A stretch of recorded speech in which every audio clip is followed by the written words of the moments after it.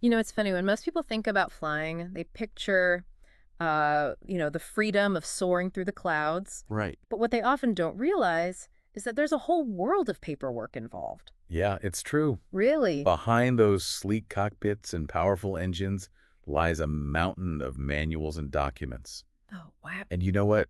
They're just as crucial as the plane itself. Okay, so let's unpack this. Sure. Why is there so much paperwork involved in flying? What's the big deal with all these aircraft manuals and documents? Well, think about it. Flying a plane is a complex and potentially dangerous activity. Right. It requires a deep understanding of not just the aircraft itself, but also a whole set of rules, regulations, and procedures designed to ensure safety. Mm-hmm. That's where these manuals and documents come in. Okay. They're like the instruction manual for operating and maintaining an aircraft safely and legally. So it's not just about knowing how to fly the plane. It's Right. about knowing how to fly it safely and within the rules. Exactly. These documents provide the framework for responsible aircraft operation. Okay. And today we'll be diving into some excerpts from 11 FAC HI.PDF, Okay. which gives us a great overview of some of the most important ones. Great. Now, I know that one of the most important documents for any pilot is the Airplane Flight Manual, or AFM. Yes. It's basically the Bible for that specific aircraft, right? That's right. And it's not just a generic manual. Right. It's specifically tailored to the individual aircraft. Okay. Each plane, with its unique history, quirks, and modifications, Yeah. has its own AFM. Wow. So it's like a personal logbook for the aircraft. You could say that. You can almost trace the life of the aircraft through its AFM, Wow. seeing all the upgrades and changes it's undergone over the years. That's neat. It's fascinating, really. Now, I know there's also something called the Pilot's Operating Handbook, or POH. Yes. Is that the same as the AFM? They often go hand in hand. Oh. The POH typically includes the AFM and might contain additional information specific to the aircraft's operation. Okay. But here's the key takeaway. Okay. Both the AFM and POH are legally required documents. So it's not just a suggestion to have these on board. Yeah. It's the law. Exactly, and for good reason. Yeah. These documents contain vital information that pilots need to know to operate the aircraft safely and legally. Right. You know, you wouldn't drive a car without knowing the rules of the road. Right. That makes sense. Yeah. Now, I imagine these manuals can be pretty dense and technical. Are Mhm. they easy to navigate? Well, thankfully, there's a standardized format called Gamma Specification. No. Okay.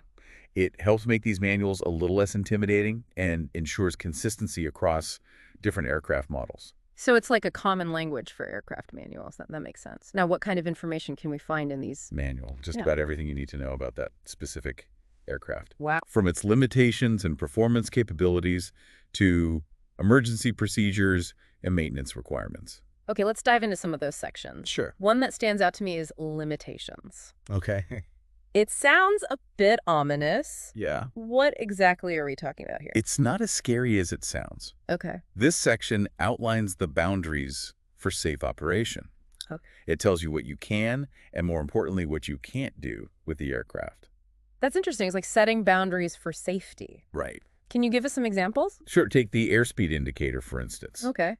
You know, those colored arcs aren't just decorative. Right. They represent crucial speed limits. Oh, I remember learning about those in flight school. Yeah, There's the red line, the never exceed speed, right? exactly. Yeah. Going beyond that is like venturing into uncharted territory. All right. It could put a serious strain on the aircraft. Yeah. And then there's the yellow arc, which I think is for caution. Right. You got it. Okay. That's the proceed with extreme caution zone. It means you can fly in that range, Yeah. but only in smooth air. right. Any turbulence could push you into dangerous territory. Yeah. Then you've got the green arc, which is your safe operating range. Yeah. It's where you want to spend most of your time. It's amazing how those colored arcs on the airspeed indicator represent such crucial boundaries between safe flight and potential danger. Right? It's a powerful reminder of the responsibility we carry as pilots. Absolutely. And the limitations go beyond just airspeed. Okay. There are limitations on weight altitude and even things like oil pressure and fuel quantity. Wait, there are limitations for oil and fuel? Yeah, I thought as long as you have enough, you're good to go. not quite. The aircraft systems are designed to operate within specific parameters. Okay. For example, there are limits on oil pressure to ensure the engine is properly lubricated, Right. and limits on fuel quantity to prevent imbalances that could affect the aircraft's stability. So even seemingly simple things have their limitations? It's all about understanding how those limitations contribute to the overall safety and performance of the aircraft. Exactly. Now, speaking of safety, let's move on to another crucial section, emergency procedures. Oh, okay. This is where things get really serious, right? Yeah. Hopefully, we never have to use this information, but it's crucial to be prepared. Absolutely. This section is all about what to do when things go wrong. Okay. It outlines step-by-step procedures for dealing with a wide range of emergencies, from engine failures to electrical problems. So it's like having a cheat sheet for when your plane decides to throw a tantrum. Uh-huh. In a way, yes.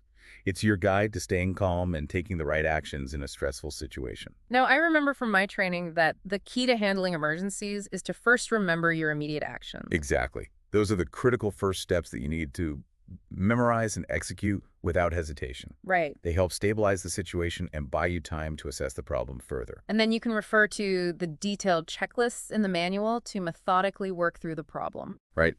The checklists are your lifeline in an emergency. Yeah. They help ensure that you don't miss any critical steps and that you address the problem in a systematic way. It's amazing how those checklists transform a potentially chaotic situation into a manageable series of steps. It's all about turning stress into structured action. Right. And, it's not just about full-blown emergencies. Okay. There's also a section for abnormal procedures. Abnormal procedures. Yes. What's the difference between those and emergencies? Think of it this way. Okay. An emergency is like a heart attack. It requires immediate and decisive action. An abnormal procedure is more like a headache. Okay. It needs attention, but isn't life-threatening. So it's about recognizing those situations that require attention but aren't necessarily emergencies. Exactly.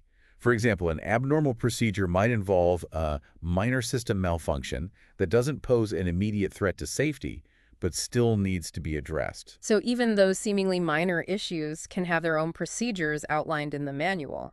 Right. It's all about having a plan for a wide range of situations, big or small. Now, I know we can't cover every section in detail, but there's one more I'd like to touch on. Performance. Okay. It sounds like this section is all about numbers and data. You could say that. Okay. It's the go-to source for understanding how your aircraft will perform in different conditions. So it's like the performance metrics section for your plane? Exactly. It includes charts and tables that cover everything from calculating takeoff and landing distances to predicting fuel consumption and climb rates. I remember those charts and tables. Yeah. They were like deciphering a secret code. They can be a bit intimidating at first glance, Yeah. but once you understand how to use them, they provide invaluable information for planning and executing flights safely. And I imagine that understanding aircraft performance is crucial for making informed decisions, especially in those critical phases of flight like takeoff and landing. Absolutely. Knowing your aircraft performance capabilities helps you make those decisions with confidence and ensure a safe outcome. We've covered a lot of ground already, but there's one more thing I want to touch on before we move on. Okay. Supplements. Ah, yes. The add-ons that make your AFMPOH truly personalized to your aircraft. Okay. I'm intrigued. Tell me more. Think about it. Aircraft often have optional equipment installed, like autopilot's air conditioning or even specialized avionics systems. Right. The supplement section provides information specific to those optional additions. So it's like the instruction manual for all the extra bells and whistles. Exactly. It ensures that you have all the information you need to operate and maintain those optional systems safely and effectively. Wow. It's amazing how much detail goes into these manuals. Yeah. They really are like a comprehensive guide to understanding and operating your aircraft. They are. Yeah. But our deep dive into aircraft documentation doesn't end here. There's more. Oh, yes. Okay, you've got me hooked. What else is there? Well, beyond the AFMPOH, there's a whole world of key aircraft documents that play a crucial role in ensuring safe and legal operation. And trust me, some of them might surprise you. All right, I'm all ears. Let's delve into those mysterious documents. Okay. Welcome back to our deep dive into the world of aircraft manuals and documents. We've just scratched the surface of the AFMPOH, but I'm already feeling like I need a bigger binder for all this paperwork. We'll get ready to add a few more pages because we're about to explore some key aircraft documents that go beyond the flight manual. Oh, lay it on me. What kind of mysterious documents are we talking about? Well, let's start with something that might sound familiar. Okay. The Certificate of Aircraft Registration. Okay. Think of it as your plane's birth certificate. So it's like the official proof of ownership for the aircraft. Exactly. It's proof that the aircraft is registered with the FAA and has a unique identifier like a license plate for the sky. And I'm guessing this certificate is pretty important to have on board. Absolutely. It's a legally required document that needs to be carried in the aircraft at all times. Okay. Think of it as the plane's passport. It proves its identity and right to be flying in the airspace. Okay, so certificate of aircraft registration. Checked. What's next on our document checklist? Next up, we have the Airworthiness certificate. Okay. This is a big one. Okay. It's like the plain seal of approval from the FAA. So it's proof that the aircraft meets all the safety standards required for flight. Precisely. It's a declaration that the aircraft conforms to its type certificate and is in a condition for safe operation. That's reassuring to know, and I imagine this certificate, like the registration, has to be displayed at all times. You got it. It's Yeah. usually prominently displayed in the cockpit, kind of like a badge of honor, showing that the aircraft is fit to fly. Okay, so we've got our registration, our airworthiness certificate. What else is there? It feels like we're building quite a paper trail here. Well, speaking of paper trails, let's talk about maintenance and inspection records. Okay. These documents are like the aircraft's medical history, documenting all the care and attention it's received. Now, this is where things get a bit more complex, right? There are all sorts of inspections and maintenance tasks required for aircraft. You're right to ensure the aircraft remains airworthy. There are specific inspections that need to be carried out at regular intervals. Yep. You've got your annual inspections, your 100-hour inspections, and even more specialized inspections depending on the aircraft and its usage. Wow, it's a lot to keep track of, and I'm guessing not just anyone can perform these inspections. You're absolutely right. Only certified mechanics who hold an appropriate rating from the FAA are authorized to carry out these inspections. Okay. And all the work they do needs to be documented meticulously in the aircraft's logbooks. So these logbooks are like a detailed record of everything that's been done to the aircraft. Exactly. They provide a complete history of the aircraft's maintenance, making it easy to track any recurring issues and ensure that all required work has been completed. Now, what about those airworthiness directives we talked about earlier? Where do those fit into the picture? Remember how we compared ADs to software updates for your aircraft? Well, think of the maintenance logs as the record of when those updates were installed. Okay. Any AD compliance work will be documented in those logbooks, showing that the aircraft has received the necessary safety upgrades. It's like a paper trail that proves the aircraft is up to date on all the latest safety requirements. Precisely. Now, I'm curious about something. What if there's a situation where an aircraft has a minor issue, something that doesn't necessarily ground it, but needs attention? That's where minimum equipment lists, or MLLs, come into play. Oh, okay. I remember you mentioned those earlier. It's like a get-out-of-bail-free card for certain equipment, right? A great way to put it. Okay. Essentially, MLLs provide guidelines for operating an aircraft with certain pieces of equipment inoperative, as long as those items are not essential for safe flight. So it's not like you can fly without an engine. Wow. Wow. No, definitely not. Okay, good. But let's say one of your position lights isn't working. Okay. During the day, that might not be a critical safety issue. Okay. An ML might allow you to defer the repair until a more convenient time, as long as it's properly documented and the aircraft is still operated within its limitations. So it's about balancing safety with operational flexibility. Exactly. MLs acknowledge that sometimes minor issues arise, and as long as they don't compromise safety, it might be acceptable to continue flying the aircraft until repairs can be made. Okay, that makes sense. Now, we talked earlier about certified mechanics handling most of the maintenance tasks, but what about those preventive maintenance tasks that certified pilots can perform themselves? Yes. Preventive maintenance, the proactive approach to keeping your aircraft happy and healthy. It's like giving your plane a regular checkup to catch those little issues before they become big problems. Exactly. And the great thing is that the FAA allows certified pilots, with the exception of student sport and recreational pilots, to perform certain maintenance tasks themselves. That's empowering. It gives pilots a more hands-on role in caring for their aircraft. But I imagine there are limitations to what pilots can do. They're not certified mechanics after all. You're absolutely right. The FAA has a very specific definition of preventive maintenance. Okay. It's all about those simple or minor preservation operations and the replacement of small standard parts. So we're not talking about engine overhauls or complex repairs here. Definitely not. Okay. It's more about those routine tasks that help keep the aircraft in tip-top shape. Things like replacing a burned-out light bulb, cleaning and lubricating various components, or even checking and servicing the battery. Okay, so those sound like pretty straightforward tasks. Where can pilots find out exactly what they're allowed to do? The FAA has a handy guide for that. Okay. It's all laid out in 14 CFR Part 43, Appendix AC. Okay. This section lists all the tasks that fall under the umbrella of preventive maintenance. So pilots can consult this document to see if they're authorized to perform a specific task. Exactly. It's their go-to resource for understanding the scope of their preventive maintenance privileges. Now, even though these tasks seem pretty straightforward, I'm guessing there's still important considerations when performing preventive maintenance. Absolutely. Yeah. Just because a task is relatively simple doesn't mean it should be taken lightly. Right. Safety and attention to detail are always paramount.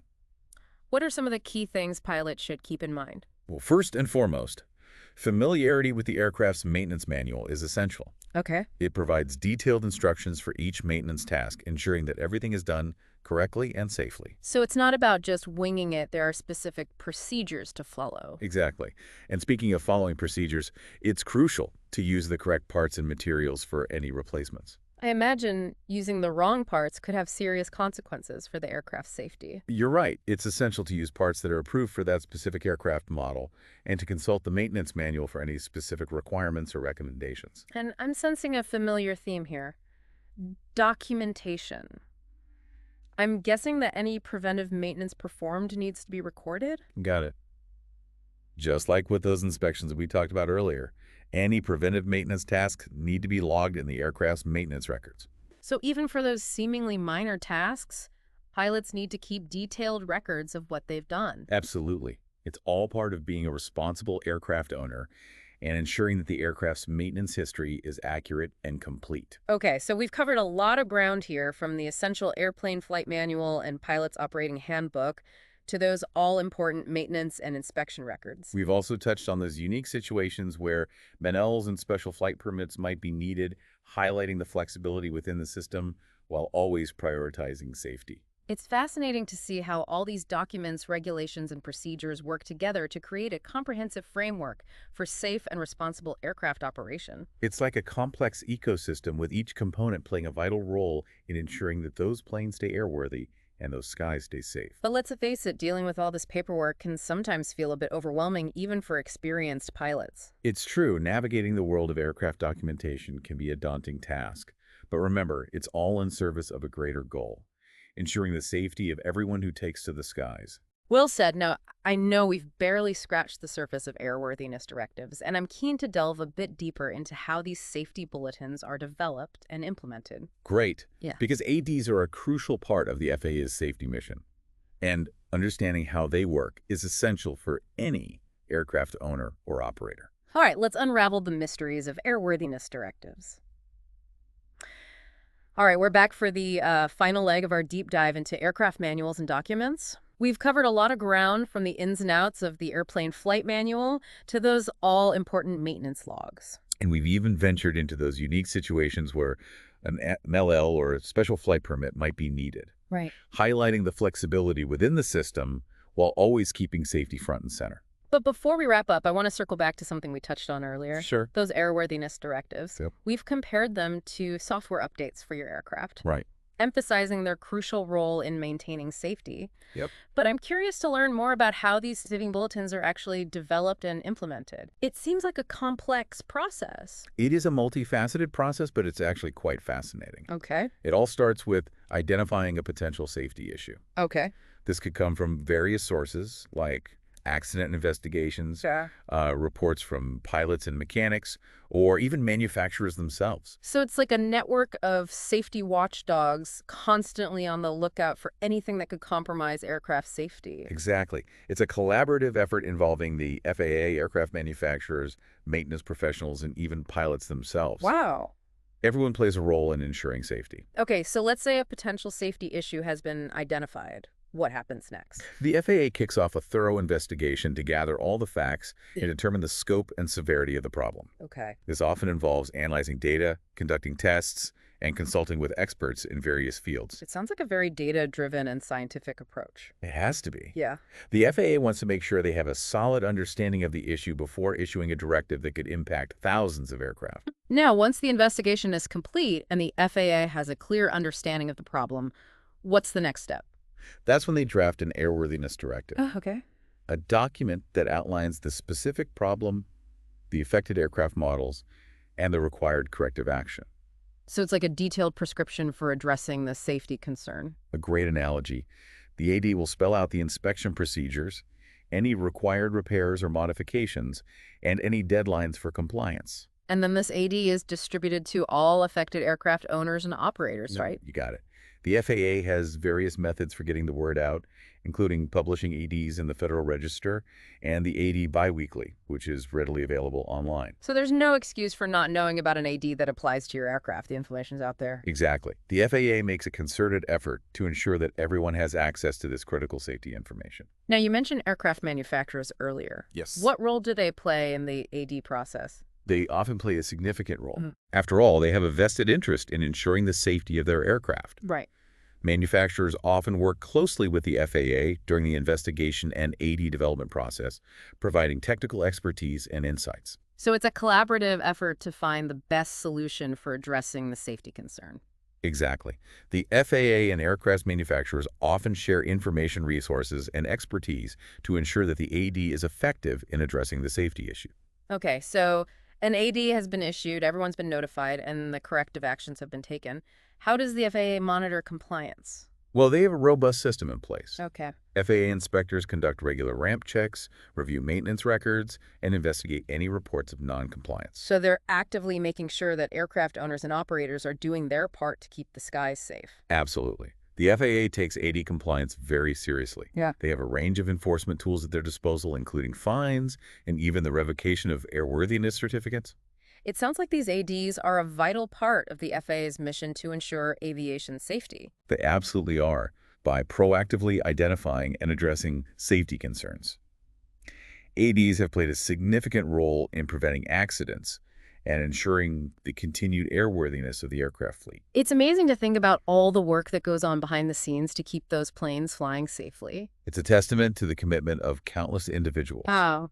from engineers and mechanics to pilots and regulators who work tirelessly to make aviation as safe as possible. Well, I think that's a perfect note to end on. We've journeyed through the world of aircraft manuals and documents, uncovering the intricate web of information regulations and best practices that keep those planes soaring safely.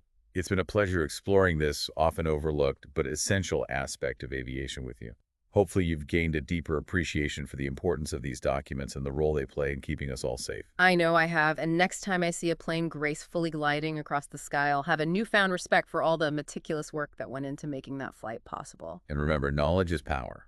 The more we understand about aircraft documentation, the better equipped we are to contribute to the safety and well-being of the aviation community. Well said. Yeah. Now, before we sign off, I have a thought-provoking question for you to ponder. Okay. If you could design a new safety feature for an aircraft, what would it be and why?